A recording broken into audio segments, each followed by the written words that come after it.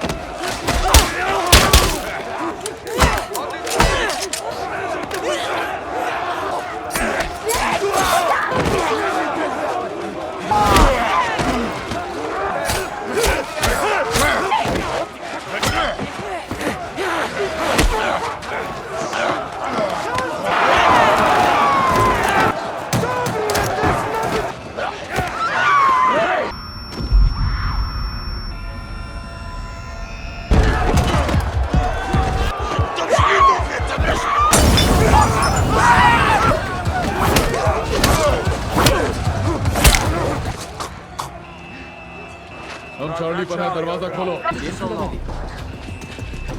And they know their boss is there. देखो।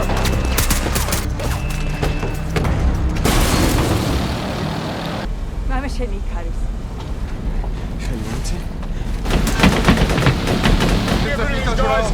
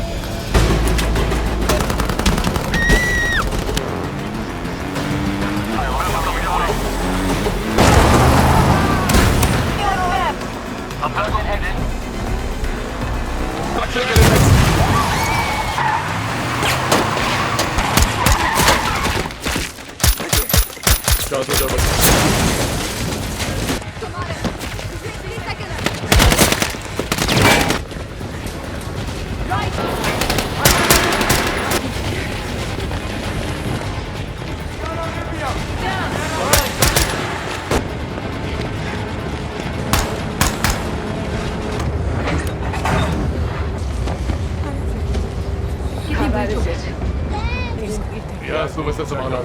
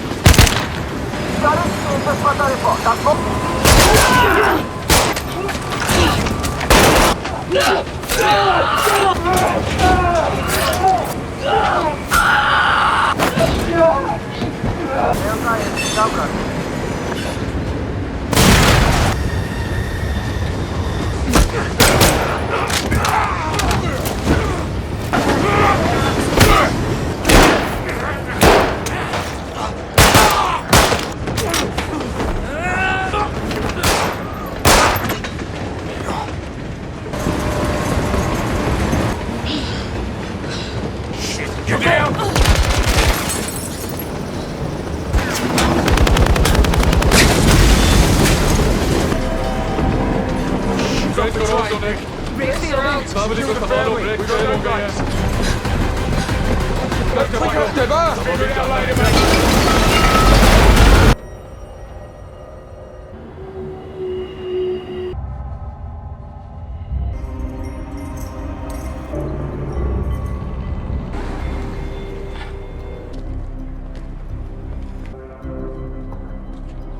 ძალიან მაღალ დონეზე იყო და გეკეთება რა.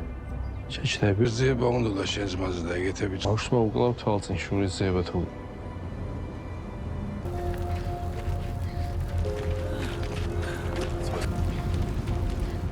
მამა სად არის? ეხა მაგის არ.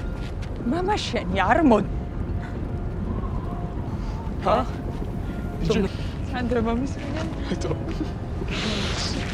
Gonna kill your mother. It was him.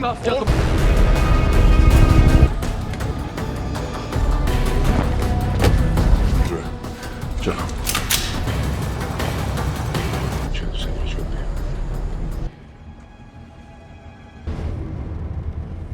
რა გაკეთე? არ იცი.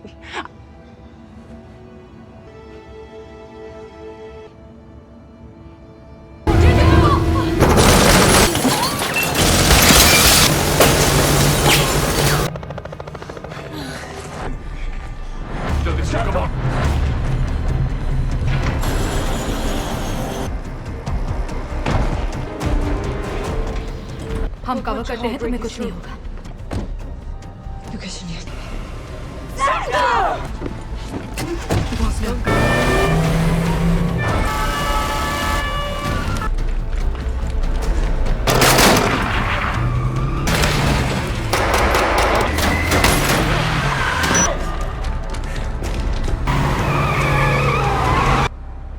სანდრო მოდი ჩემ მოდი ჩვენთან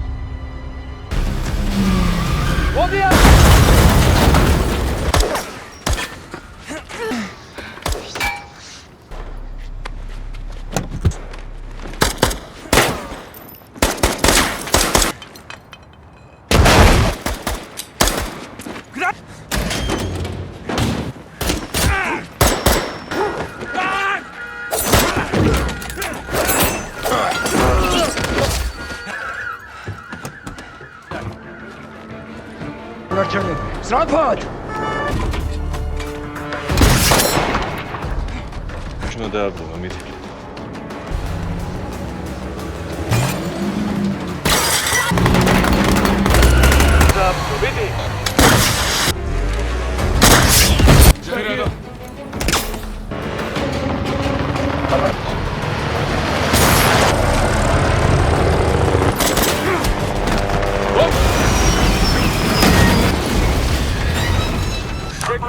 Take their wings.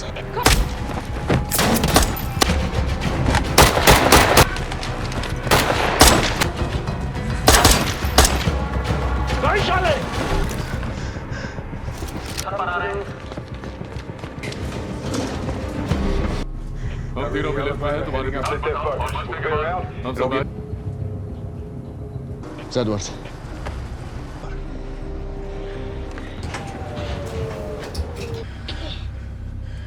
Какое?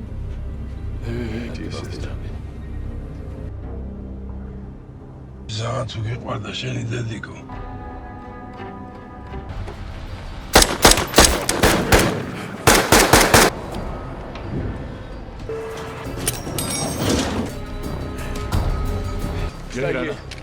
जाओ family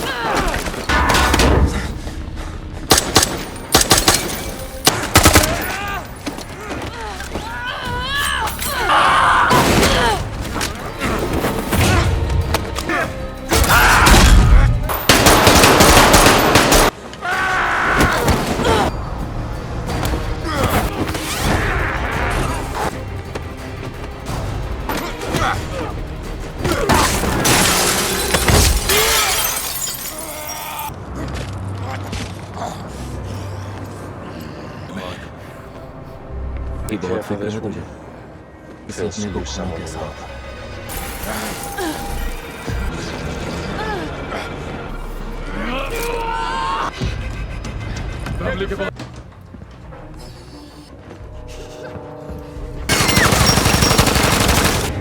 Shit!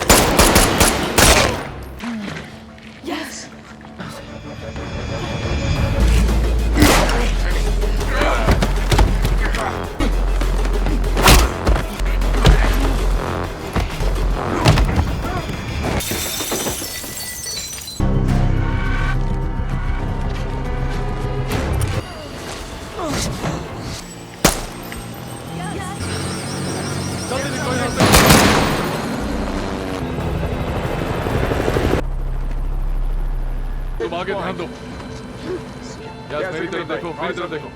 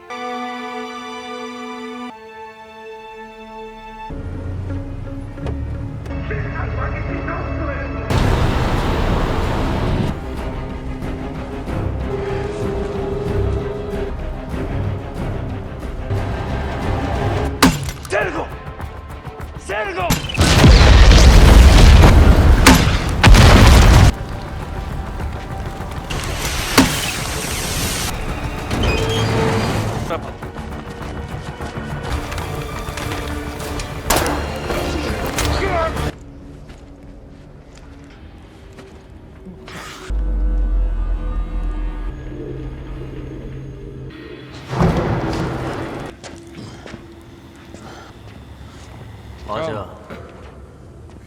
नहीं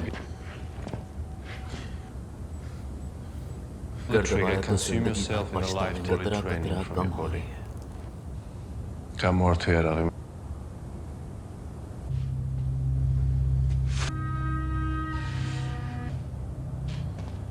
Point at his head.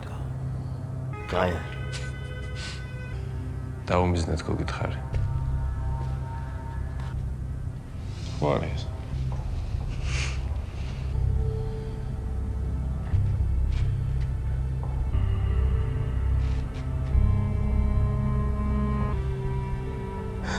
Wat doe je? Gun नीचे रख और देखिए बेचारा Ce putain de gueule.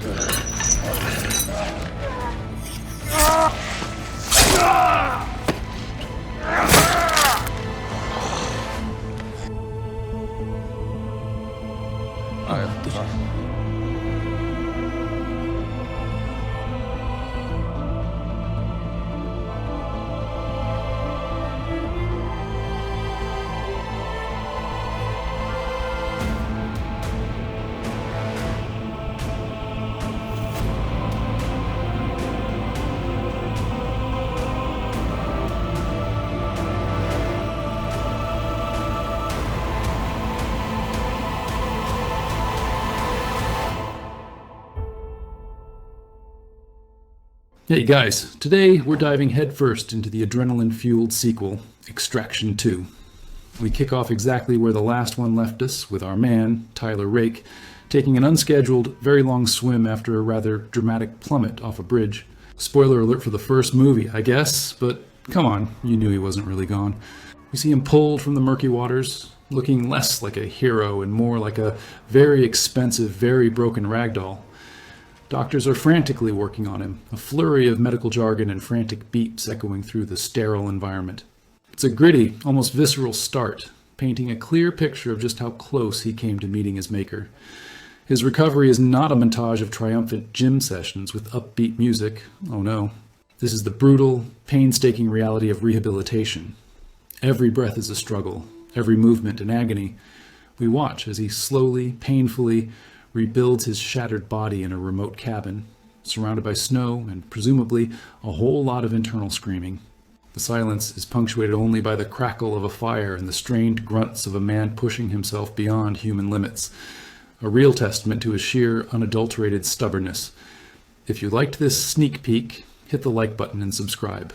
It's the best way to support the channel and let me know you want more.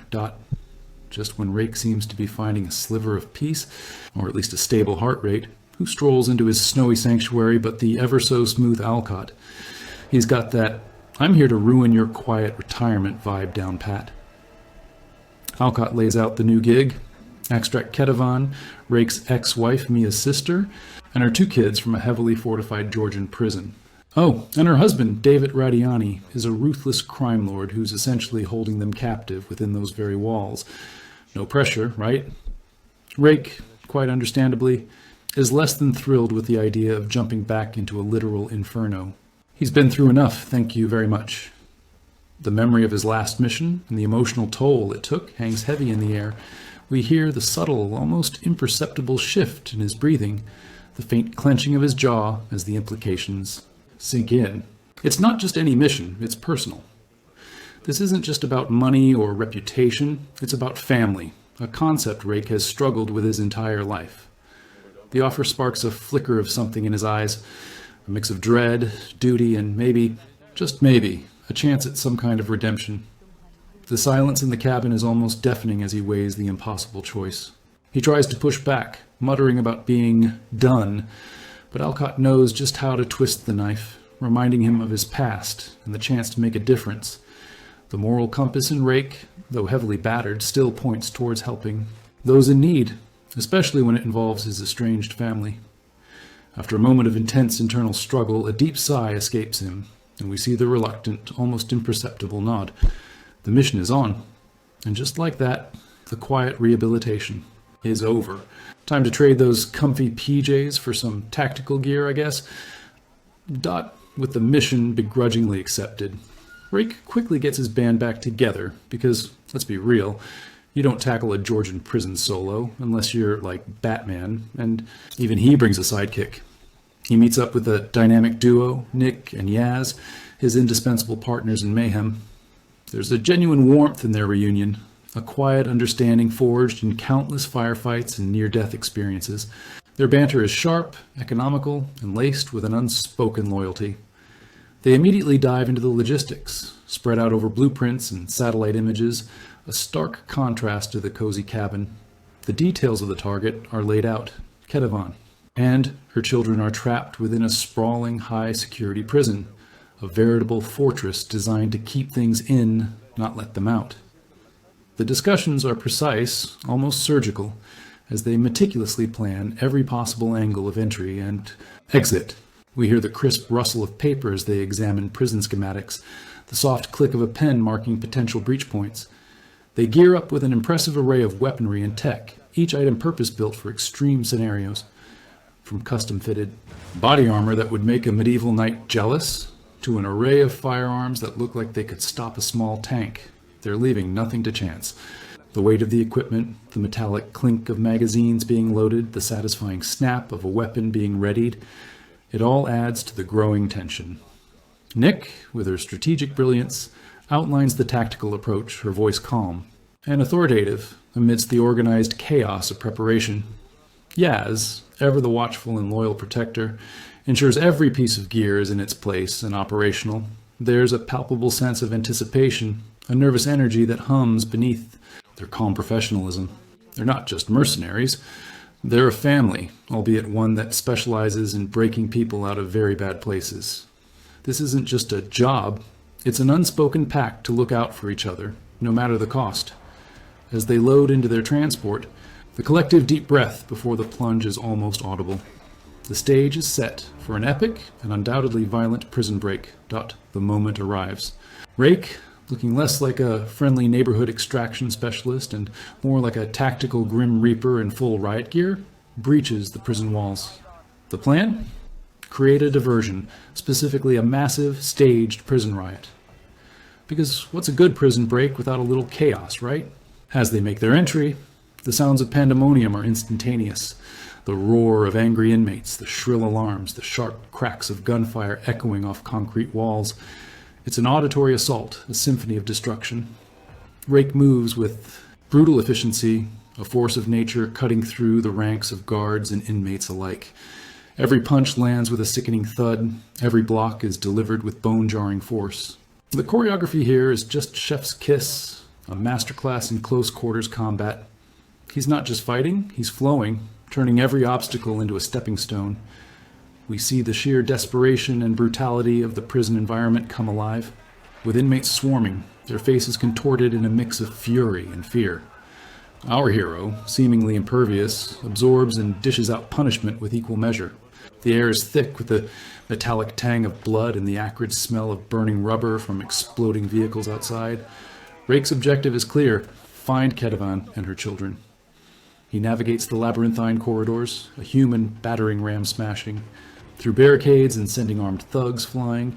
There's a constant barrage of gunfire, the ricocheting bullets sparking off the walls, adding another layer of danger to an already impossible situation. He eventually locates Ketevan and her 2 bewildered, terrified children huddled in a cell, their relief quickly turning to renewed terror as the battle rages around them. Just as he secures them, David Radiani, Ketevan's menacing husband and the kid's father, makes a grand, menacing entrance. David's presence crackles with malevolent energy, his voice a low growl that cuts through the surrounding din. He's not letting his family go without a fight, and that fight is predictably brutal. Rake, with a clear, almost chilling resolve, puts an end to David's reign of terror with swift, decisive force. The heavy thud of David's body hitting the floor is a chilling punctuation mark to the escalating violence. This isn't just an extraction, it's a declaration of war. And now, for the main event, the part that makes every action movie enthusiast collectively gasp in awe: the legendary one-shot sequence. Rake, with Ketevan and the children in tow, bursts into the heart of the prison yard, which has devolved into an absolute, unadulterated war zone. Imagine every prison riot you've ever seen, then multiply it by 10, add a dash of pure insanity, and you're still not quite there. The sheer scale of the chaos is breathtaking. Inmates are clashing with guards, fires are raging, vehicles are exploding with deafening booms that shake the very ground beneath them. It's a symphony of screams, gunshots, and the sickening crunch of bodies colliding. Rake becomes a human shield, a guardian angel made of muscle and sheer willpower, constantly positioning himself between the vulnerable family and the relentless onslaught of attackers. His movements are fluid, each punch, kick, and grapple a desperate measure to keep them alive. We hear the metallic clang of a shovel against armor, the wet thud of a fist connecting, the strained grunts of effort. The camera sticks to them like glue, weaving through the anarchy, making you feel every near miss, every brutal impact. It's a masterclass in immersive filmmaking, a true testament to the stunt team and camera operators. They fight their way through hallways, across rooftops, down stairwells, the environment itself becoming an additional adversary. The children, wide-eyed and terrified, are clinging to Ketevan, witnessing horrors no child should ever see. The emotional weight is palpable, juxtaposed against the visceral violence. Just when you think they might have a moment to breathe, they transition from foot combat to a frantic car chase inside the prison grounds, smashing through barricades and dodging a hail of bullets. The roar of the engine, the screech of tires, the shattering of glass. It's a relentless sensory overload. Then, somehow, they transition back to a foot chase, scrambling over obstacles and through tight spaces, the pursuit never letting up. The seamless flow from one brutal encounter to the next is genuinely jaw-dropping. It's not just a fight, it's an endurance test, a desperate struggle for survival against seemingly insurmountable odds. Rake is battered, bruised, but his resolve never wavers, his focus solely on protecting the innocent lives entrusted to him. This entire sequence is a masterclass in how to make a viewer feel utterly exhausted and exhilarated at the same time. Barely. Escaping the prison carnage, Rake and his traumatized charges find themselves scrambling aboard a moving train because, apparently, a prison riot wasn't enough excitement for one day. Just as they think they might catch a moment's breath, the train becomes the next battleground. Remember David?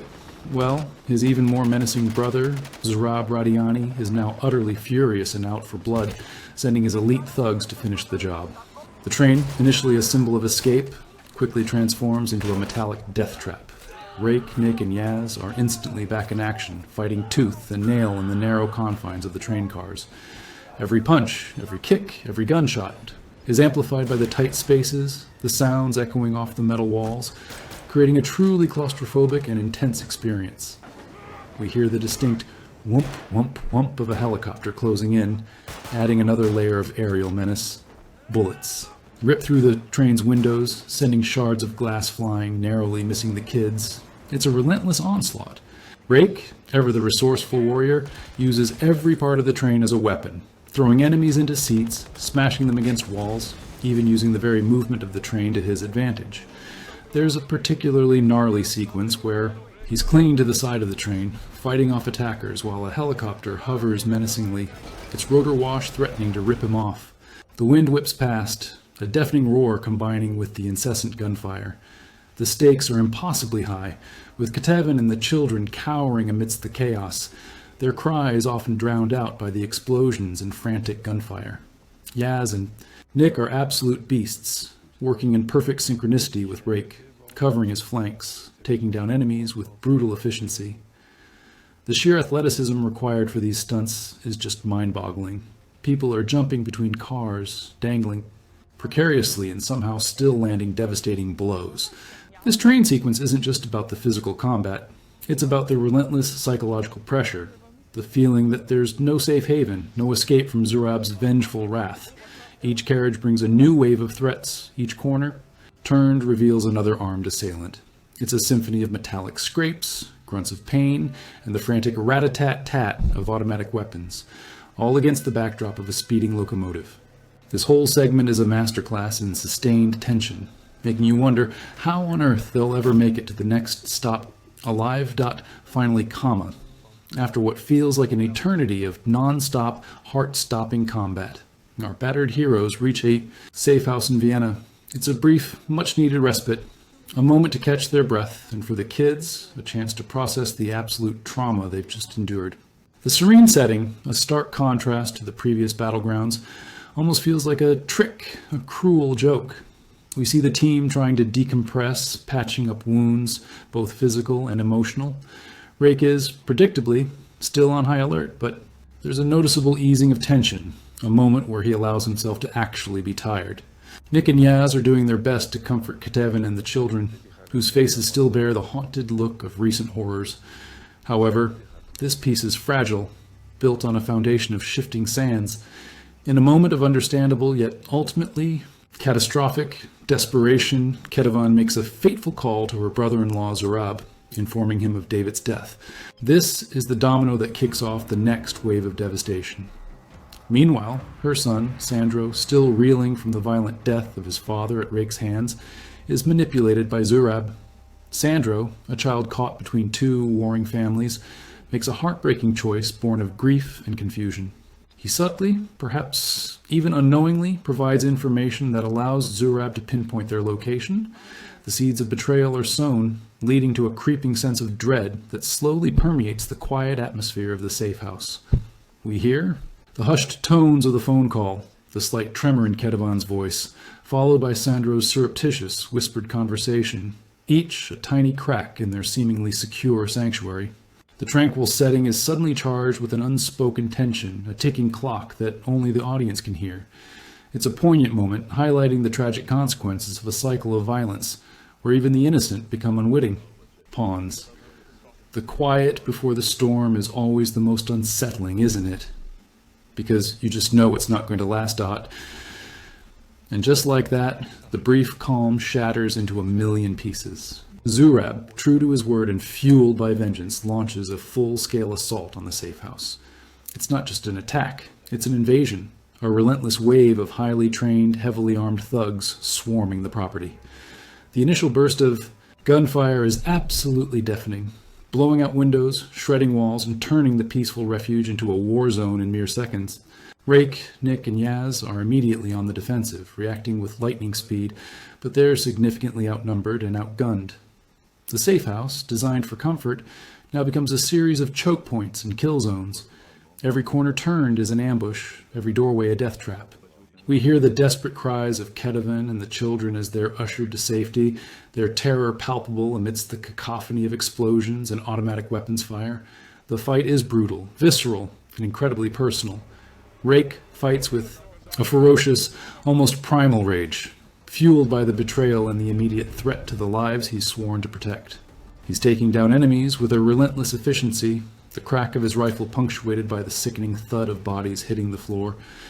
But the enemy keeps coming, wave after agonizing wave. In a truly heartbreaking moment, Yaz, ever the selfless protector, makes the ultimate sacrifice. He bravely shields Ketavan and the children from a deadly grenade blast, absorbing the full impact. The explosion is a guttural roar, followed by a terrifying, ringing silence. His death is sudden, shocking, and incredibly impactful, ripping. A hole in the team and in Rake's already fractured soul. The emotional weight of this moment is immense. Nick's raw scream of anguish, Rake's momentary pause of disbelief and fury, it all solidifies the personal stakes. This isn't just an extraction anymore, it's a blood feud, a quest for vengeance. Rake's eyes, usually cool and calculating, now burn with an inferno of grief and righteous anger. The rest of the fight is a blur of furious, desperate action. As Rake and Nick fight their way out, their movements driven by a shared sorrow and a singular burning desire for retribution. The safe house is left a charred, bullet-riddled wreck, a monument to a promise broken and a life lost. It's a gut-wrenching turn, ensuring that the final confrontation will be nothing short of explosive. With Yaz tragically gone, the mission transforms into a raw, burning quest for vengeance.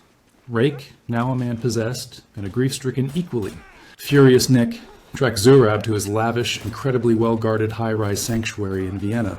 Because, naturally, supervillains always have the best real estate. This isn't just an infiltration, it's a declaration of war, a calculated, brutal assault on the very heart of Zurab's empire.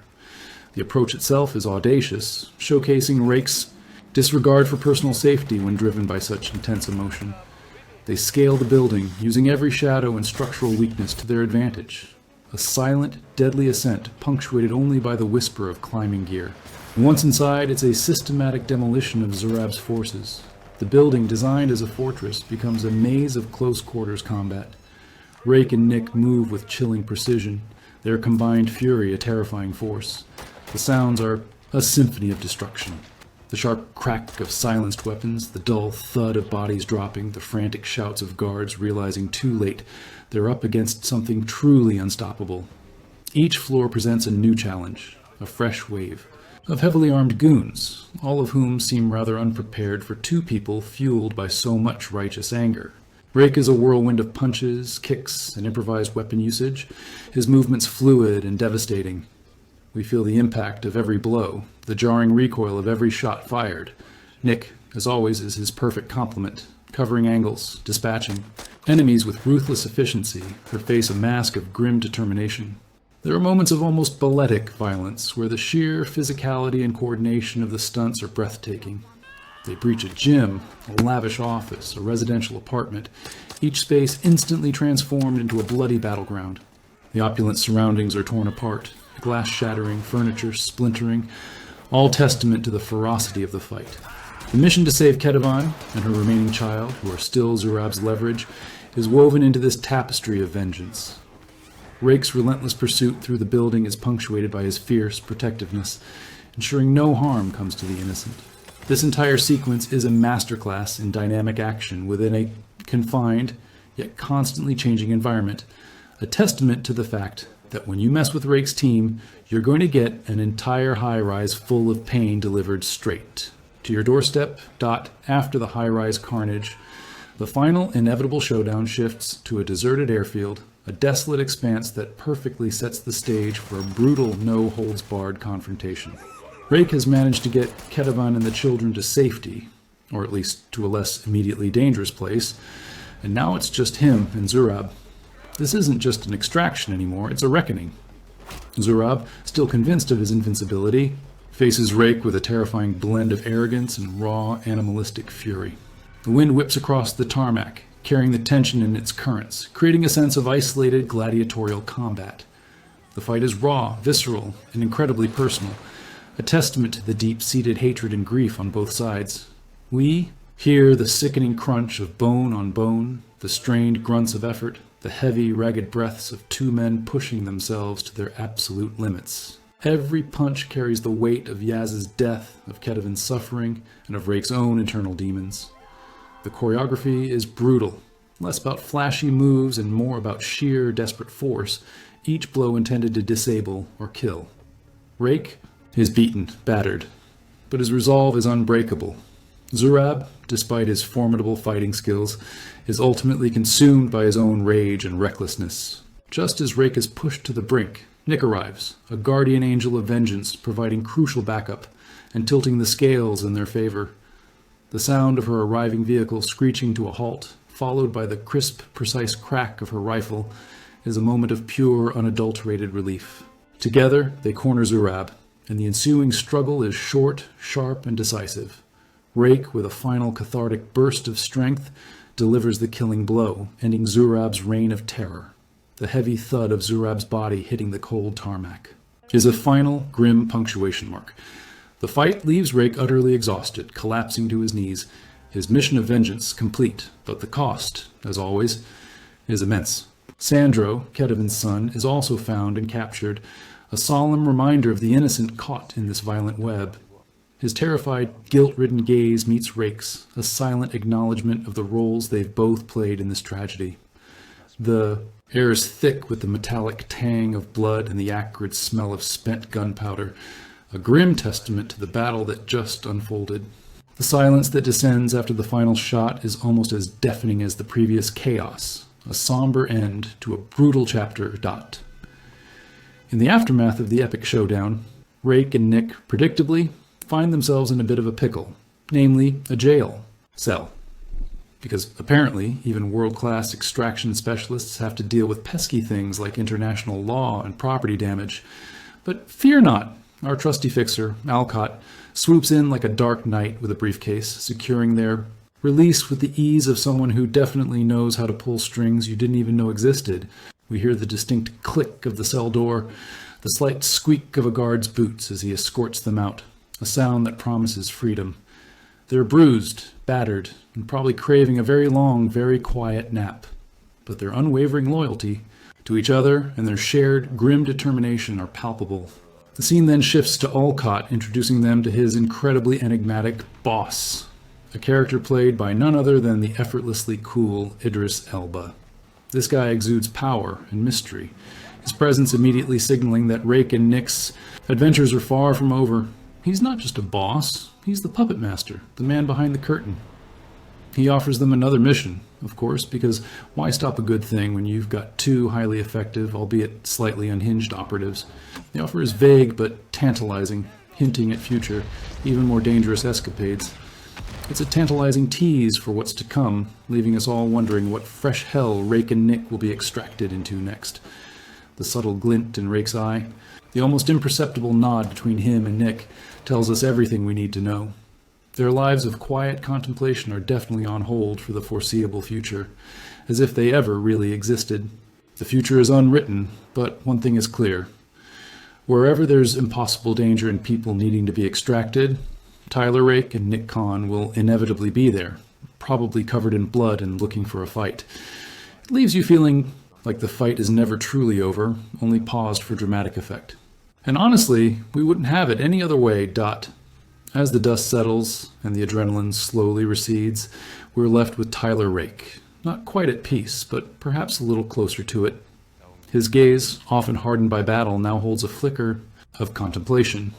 He's seen the depths of human cruelty and the heights of self-sacrifice. This journey, fueled by vengeance and a desire to protect, has come at an immense cost, both physically and emotionally.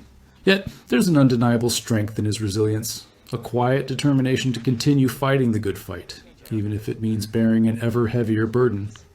The world is a dangerous place, and sometimes it takes a broken hero to patch it up, one impossible extraction at a time. His path isn't easy, but it's one he walks with a profound sense of purpose. This isn't just a story of action.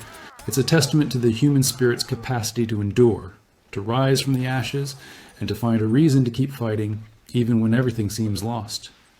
The fight continues, and so does the legend of Tyler Rake. It truly makes you think about the quiet heroes among us.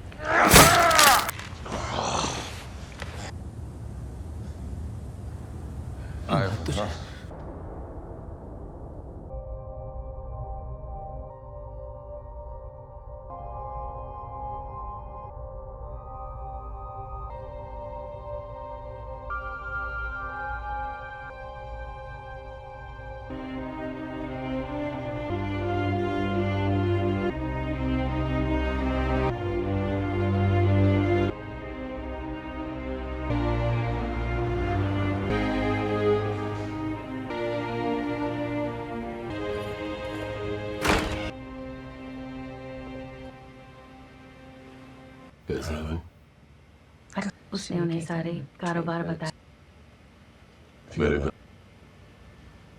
लेकिन मुझे आना thank you मैं कर ना सका नहीं सोचा कि तुम उसे छोड़कर जा रहे उसने बहुत हिम्मत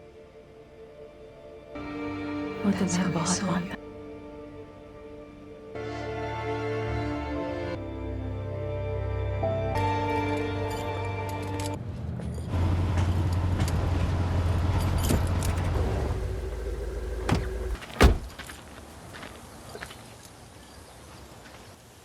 मेरा हो जाता है नहीं